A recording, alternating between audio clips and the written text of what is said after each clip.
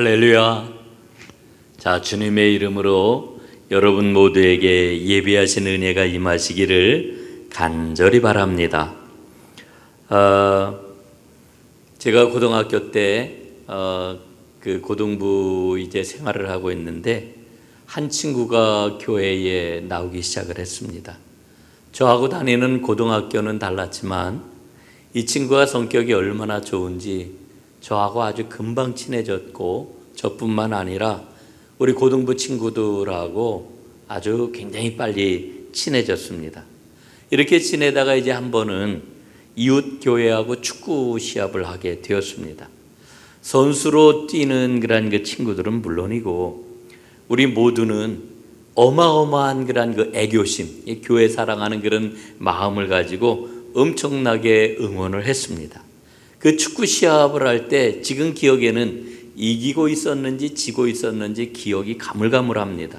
그런데 그만 축구 시합을 하던 중에 이 친구가 다른 선수하고 부딪히고 말았습니다. 쓰러졌는데 막 피가 낭자해가지고 뭐 어찌할 바를 모르는 그런 상황이 된 겁니다. 간신히 선생님이 그 친구를 데리고 이제 병원으로 갔지요. 눈 위로다 막 그 얼굴이 찢어지고 말았는데 병원에서 치료를 받은 다음에 이제 선생님과 이 친구 집으로 다 함께 갔습니다. 이 친구는 집으로 간다고 그러니까 괜찮다고 아무 일도 아니라고 그냥 가라고 그러는 거를 이제 선생님이 가서 부모님을 뵈어야 된다고 이러고서 집을 찾아갔지요. 집에 갔더니 어머니가 깜짝 놀라시는 겁니다. 우리를 맞아 주셨습니다. 그런데 깜짝 놀라기는 했지만 얼마나 다쳤는지 왜 다쳤는지 뭐 그런 거는 별로 안 물어보시고 우리 아들이 교회에 나가게 되어가지고 얼마나 좋은지 모르겠다, 너무너무 고맙다, 너무나 잘 되었다, 이런 그 이야기만 연신하시는 거예요. 나중에 알고 보니까 이 친구가 우리 나이보다 2살 내지 한 3살은 더 많았던 것 같아요. 학교도 이것저것 옮겨 다닌 그와 같은 친구였습니다. 어머니는 그런 아들이 교회에 열심히 다니면서 마음을 잡은 게 너무너무 고마웠던 거지요. 교회에 빠지지도 않고 친구들과도 사이가 좋고 학교 생활도 그 이후에 성실하게 하는 게 그저 바라보기만 해도 대견했던 겁니다. 후에 이 친구는 눈 위로다 흉터가 굉장히 크게 남았지만 전혀 개의치를 않았습니다. 고등학교 3학년이 되었는데 이 친구는 3학년 그냥 학생인데도 불구하고 군대 영장이 나와가지고 해병대 입대를 하고 말았습니다. 해병대 입대를 한 이후에도 꽤 오랫동안 저하고 편지를 주고받았던 기억이 납니다. 그러면서 그 친구가 늘 했던 이야기가 생각이 나는데 자기는 교회에 나오게 된 게 너무너무 좋은 일이라고, 그리고 예수님을 믿고 예수님을 만난 게 너무너무 행복하다고, 너무 감사하다고, 교회 생활하는 게 너무나 행복하다고 하는 그런 이야기를 참 많이 나누었던 기억이 납니다. 저는 예수를 믿고 생활이 변화한 사람들 이야기를 하게 되면은 늘 이 친구 생각이 먼저 떠오릅니다. 예수를 만났다, 예수를 믿는다 라고 하는 말의 의미가 뭘까요? 그것은 바로 삶이 변화했다 라고 하는 것을 말하는 거지요. 여러분, 우리 기독교 믿음의 역사는 변화의 역사라고 이렇게 이야기할 수 있습니다. 그리고 이 변화는 참 신비롭습니다. 정형화되어 있는 게 없습니다. 예수님을 만나고 예수님과 함께 늘 살아가는 사람하고 같이 있으면 어떤 일이 일어날까요? 그 사람의 영향을 지속적으로 받지요. 그래서 삶의 변화가 나에게도 동달아 일어납니다. 정말 놀라운 일이 아닐 수가 없다 하는 생각을 저는 늘 가져요. 여러분, 우리 감리교회뿐만 아니라 한국교회의 자랑스러운 3남매가 있습니다. 이현주 목사님, 이덕주 목사님, 이정희 장로님이 바로 그 주인공인데 이분들은 충청북도 충주 태생입니다. 이 이현주 목사님이 어렸을 적에 아버님이 돌아가시고 그 아버님이 돌아가시게 되자 가난했던 가정은 더 찢어지게 가난한 집이 되고 말았습니다. 얼마나 헐벗고 가난했는지. 그런데 어머니의 한없는 그 사랑 때문에 삼남매는 스스로 움직이는 교회가 되었다, 이렇게 고백을 합니다. 이 어머니가 말이죠, 정말 하나님을 믿었는데 고지고대로 믿었습니다. 아버지가 세상을 떠나시고 어머니 혼자 세 자녀를 키우는 게 얼마나 힘들었든지 누군가 어머니에게 그렇게 이야기했다고 그래요. 아유, 애들이 그렇게 많은데 애들 키우기 힘드니까 하나이는 지금 고아원으로 좀 보내지. 옛날에는 그런 일이 좀 종종 있었던 모양이에요. 그래서 이렇게 제안을 받았는데 어머니가 이야기하기를 죽어도 우리가 같이 죽고 살아도 다 같이 살아야지, 그러면서 가족 공동체를 지켰다는 거예요. 어느 날 어머니가 삼남매를 불러 모으셨답니다. 그리고는 이렇게 아이들한테 이야기를 했대요. 내가 오늘 아버지 하나님께 다 아뢰었다. 이 아이들이 내 아이들입니까? 하나님 아이들 아닙니까? 아버지 아이들 아닙니까? 아버지 하나님이 책임지실 것인데 이제 내가 내 아이들인 것처럼 노심초사하지 않겠습니다. 내가 오늘 이렇게 하나님께 아뢰었으니까 너희들 그렇게 알고 너희들도 늘 아버지 하나님을 바라보며 살아라, 이렇게 얘기를 하셨다는 거지요. 실제로 이 어머니가 말이죠, 학교에서 등록금 고지서가 나오면은 그 고지서를 들고 교회로 다 달려가요. 그리고 그거를 딱 펴놓고 하나님께 기도를 하는 거예요. 하나님, 고지서 나왔어요. 며칠까지 내는 거 여기 다 써 있죠. 하나님 책임져 주세요. 이러고 기도하고 돌아왔다는 겁니다. 그런데 신기한 것은 먹을 것을 제대로 먹지 못할 정도로 가난하고 궁핍한 그와 같은 가정이었는데 이 삼남매를 그렇게 키우셨다는 거예요. 믿음을 가지고. 그 어머니의 믿음이 평생 자녀들의 마음에 남아서 계속 작동을 했다라고 하는 거지요. 여러분, 예수님은 나에게 오늘 어떤 존재이신가요? 예수님은 정말 내 안에 살아계시는가요? 여러분 어떠십니까? 예수님을 만나셨나요? 저는 목사가 되어 오늘 이렇게 말씀을 전하고 있지만 부끄럽게도 신학교를 마칠 때까지도 목사가 내 길이라고 하는 것을 순순히 받아들이지를 못했습니다. 1987년 12월 어느 늦은 오후였는데요. 저희 그 이모가 여러 분 계신데 이 금호동에 살고 있는 이모가 계셨어요. 제가 그날 그 집에 가서 학교 다닐 때도 제가 금호동에서 학교를 다니고 금호제일교회를 섬기고 이랬는데 그날 이제 오후에 저희 이모부가 저한테 이렇게 말씀을 하시더라고요. 너 언제까지 그럴래? 어떻게 할 거야? 목회를 할 거야? 목회를 안 하고 다른 일을 할 거야? 뭐 이렇게 이야기를 하고 이제 일어나셨는데 마음이 너무너무 무겁더라고요.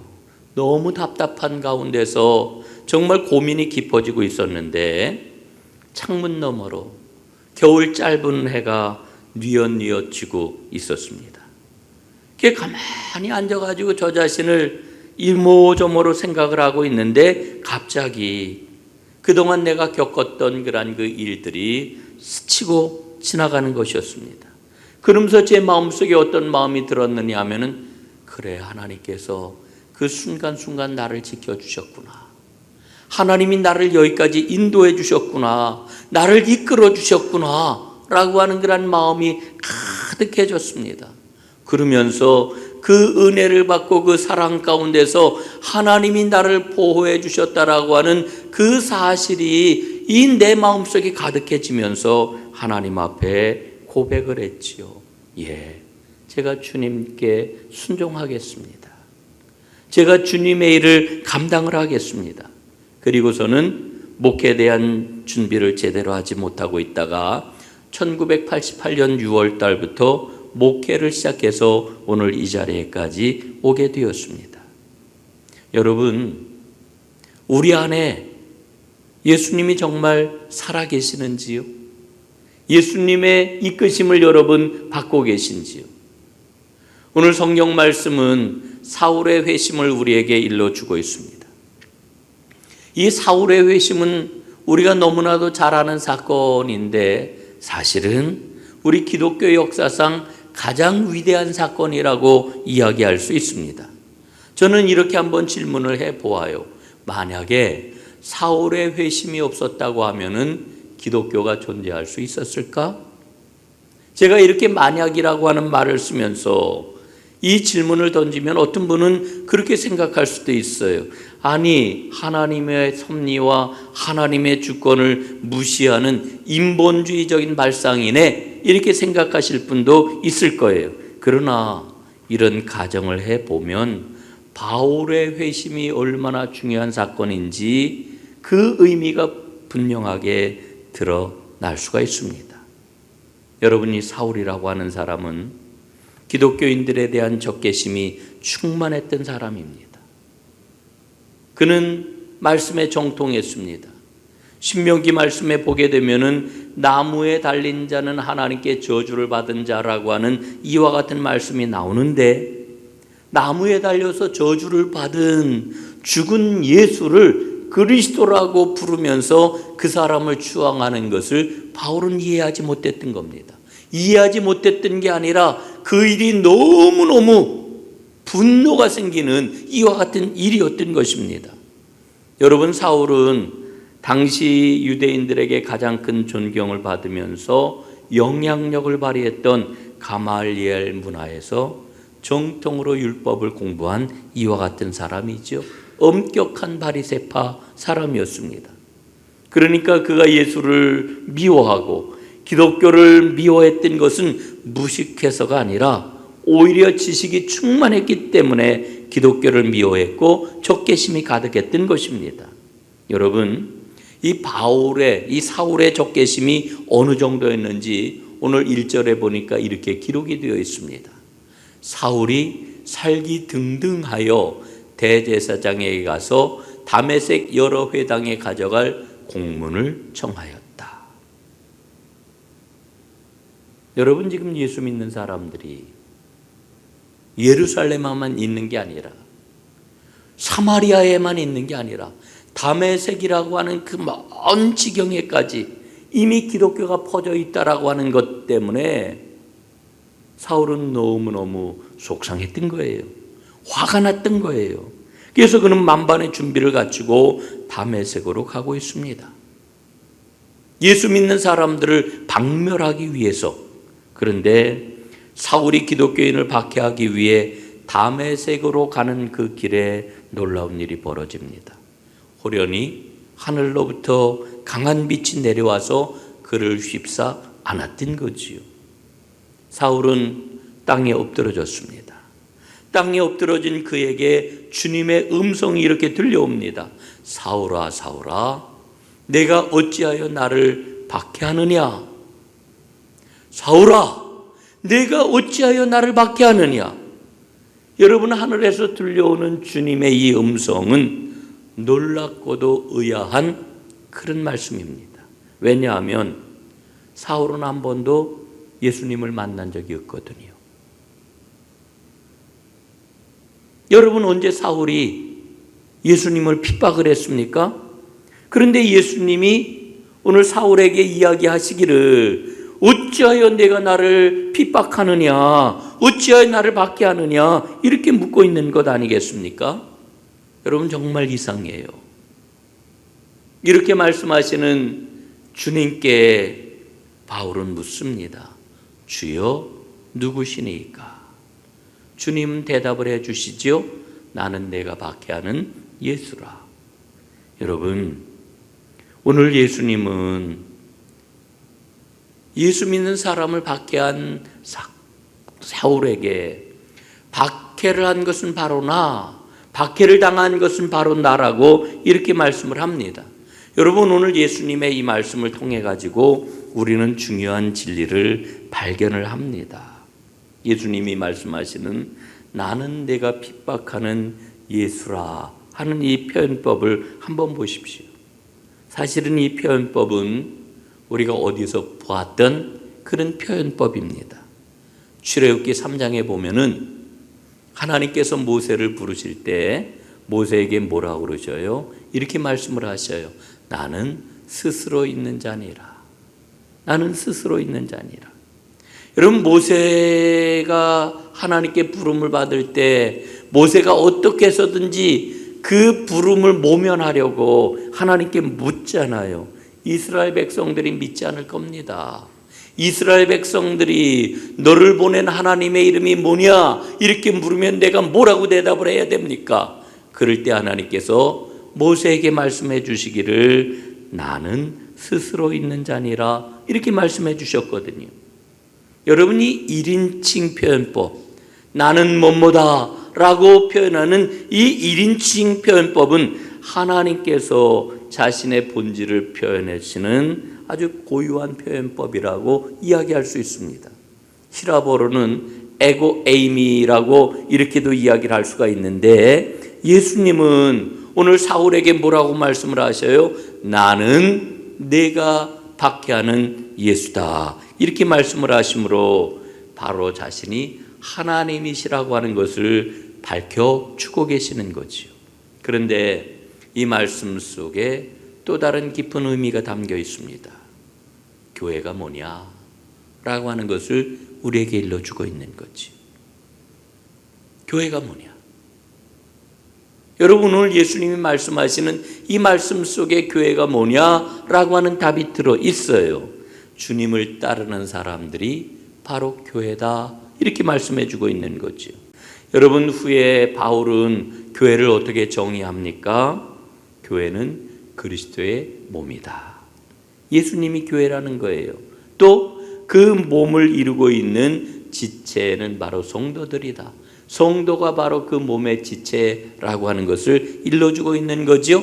그러니까 주님을 따르고 있는 그 사람들이, 성도들이 바로 주님의 몸을 이루는 교회라고 일러주고 계시는 겁니다.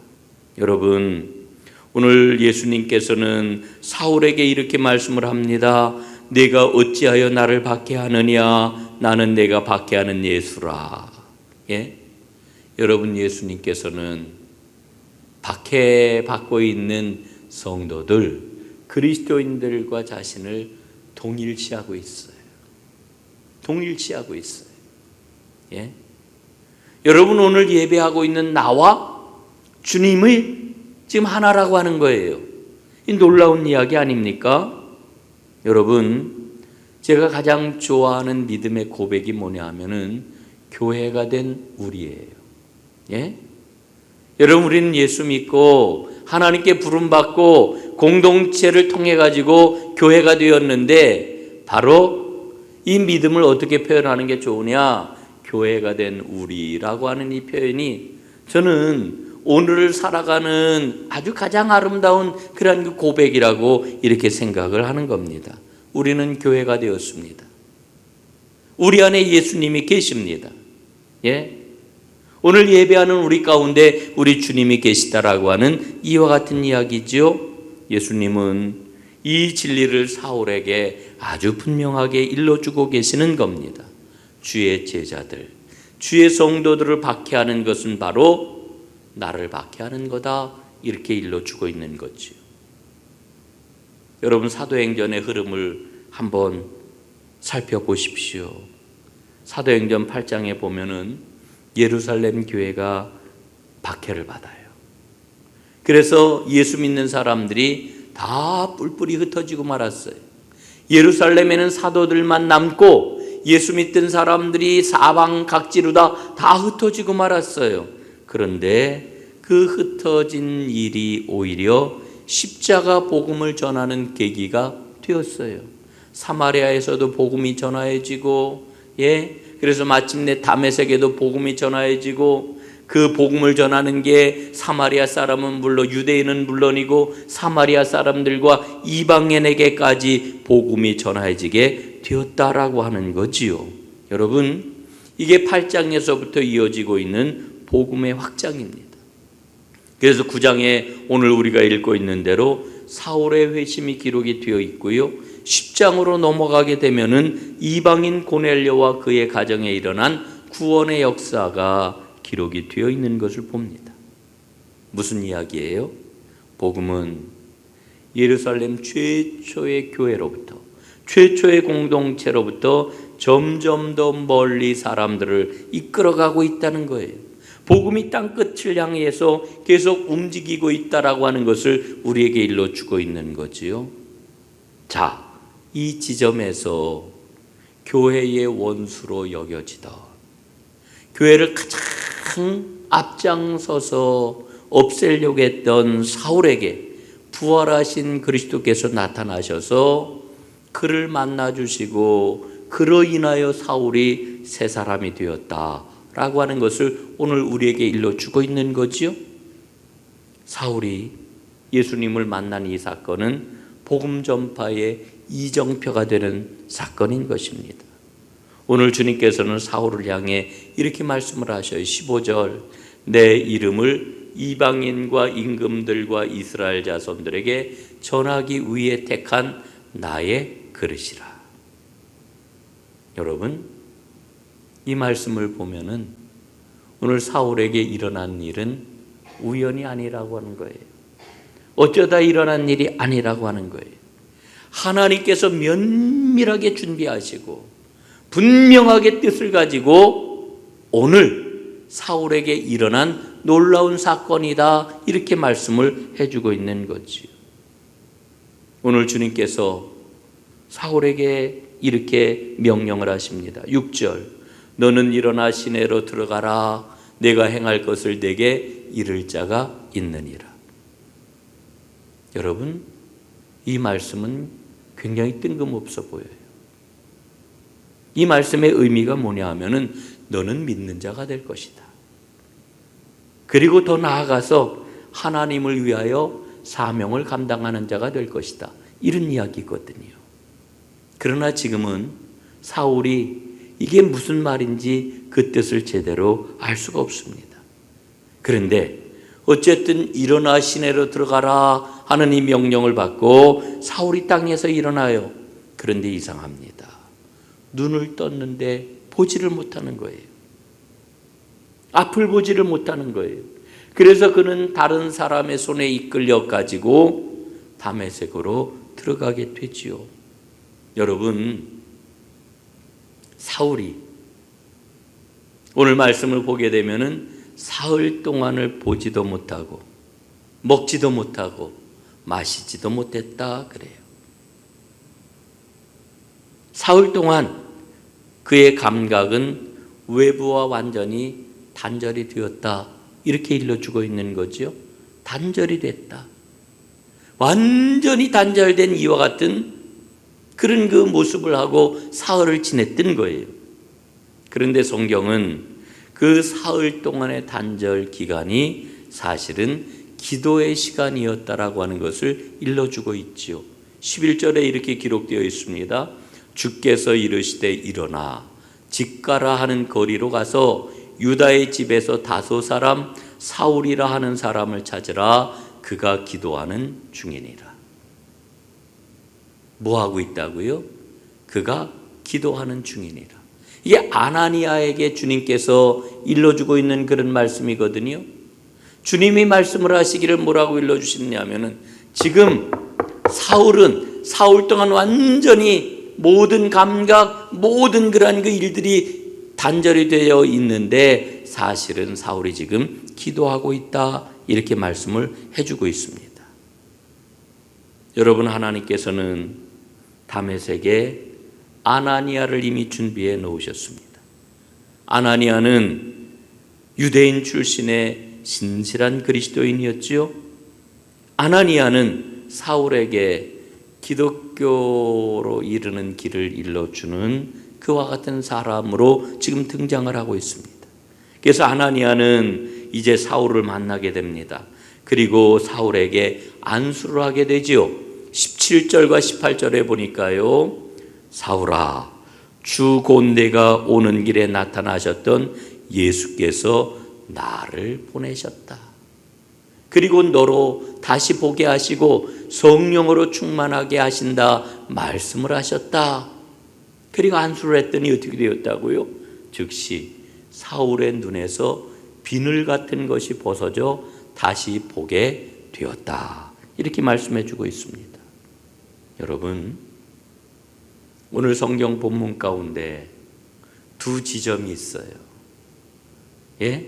하늘에서 빛이 비추고 사울아, 사울아, 내가 나를 왜 밖에 하느냐 라고 하는 말씀.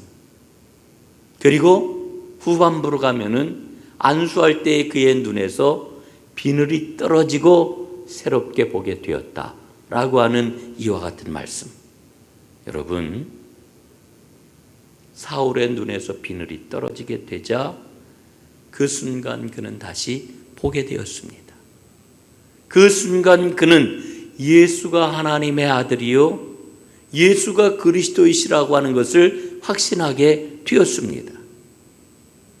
여러분, 세상에서 사울보다 자부심이 강한 사람이 있었을까요? 사울보다 자기에 대한 신뢰가 강한 사람이 있었을까요? 아마 없었을 겁니다. 내가 최고다. 자기 중심성을 가지고 가장 강한 모습으로 살아가던 사람이 사울이었는데, 이 사울이 눈에 비늘이 떨어지면서 어린아이와 같이 주님을 전적으로 의존하는 사람으로 바뀌었습니다. 우리 주님께서는 사울의 눈에서 비늘을 떼어내시고 바울로 만드셨습니다. 부활하신 주님을 만나는 일은 눈에 비늘이 떼어지는 겁니다. 그래서 전적으로 주님을 의지하는 겁니다. 미국의 유명한 신학자 존 카합이라고 하는 분이 있어요. 이 존 카합은 자기의 회심을 이렇게 고백을 해요. 3번의 회심이 있었다고 이렇게 이야기를 해요. 예? 바울이 다메섹에서 예수 그리스도를 만나서 눈에서 비늘이 벗겨져 회심을 했던 것처럼 나에게도 3가지 그와 같은 경험이 있다, 이렇게 이야기를 해요. 첫 번째 경험은 그가 몸담은 미국 기독교 안에 광범위하고도 은밀하게 내재되어 있는 반유대주의를 깨닫는 그와 같은 회심. 예. 아주 유대인들을 경멸하고 적대시하고 미워하는 은근한 이와 같은 기운이 내 안에도 있구나, 깨달아 하는 그와 같은 첫 번째 회심이 있었다, 이렇게 이야기를 해요. 두 번째 경험은 우리의 문화와 역사 그리고 교회의 삶이 철저하게 남성 중심적이고 가부장적인 성격을 지니고 있다라고 하는 것을 깨달은 것이다, 이렇게 이야기를 해요. 그걸 깨닫기 전까지는 나는 그와 같은 문제에 대해서 전혀 알지도 못했고 주목하지도 못했다, 이렇게 고백을 해요. 세 번째 회심, 세 번째 경험은 생태학적인 영역에서 내 눈에 비늘이 벗겨진 일이다. 나는 일찍이 자연과의 교감과 동물들과의 사랑을 느끼면서 이를 참 좋다, 참 중요하다, 이렇게 생각을 했지만 진짜 중요한 문제들은 자연이 아니라 역사 속에서 발견된다라고 하는 확신을 가지고 그때까지 신학 연구를 해왔다. 하지만 몇 년 후 생태계 위기가 얼마나 심각한지를 깨닫게 되었고, 내가 속해 있는 기독교가 어떻게 자연으로부터의 소외를 강화했는지, 또 그로 인해서 생태계가 얼마나 더욱 위기에 처하게 되었는지, 그래서 자연 생태계에 필요한 응답을 어떻게 방해해 왔는지를 나는 철저하게 알게 되었다. 나의 눈에서 비늘이 벗겨지는 이 세 번째 경험, 생태적인 변화는 나의 삶을 근원적으로 바꿔놓았다, 이렇게 신앙을 고백해요. 저는 이 존 카합의 신앙 고백이 정말 용기 있고 용감한 고백이라고 이렇게 생각을 합니다. 이제 오늘 말씀을 마치려고 합니다. 주님께서 왜 사울에게 나타나셨을까?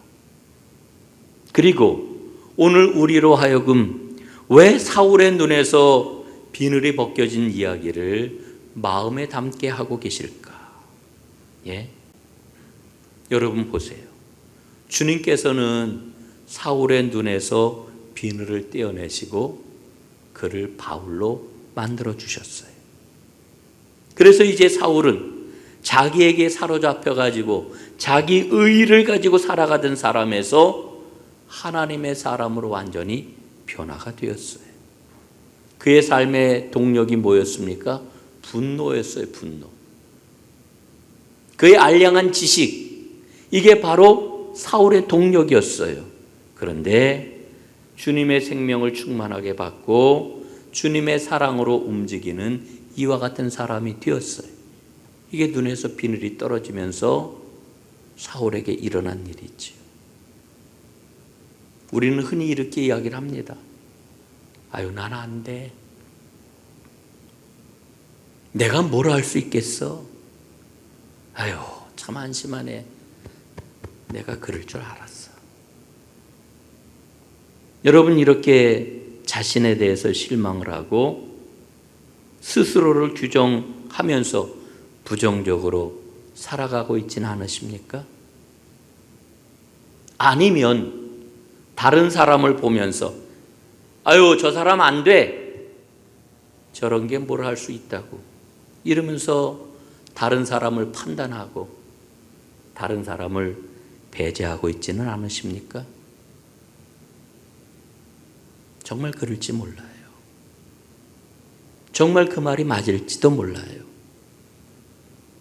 우리는 그러면서 매일매일을 살아가고 있는지 몰라요.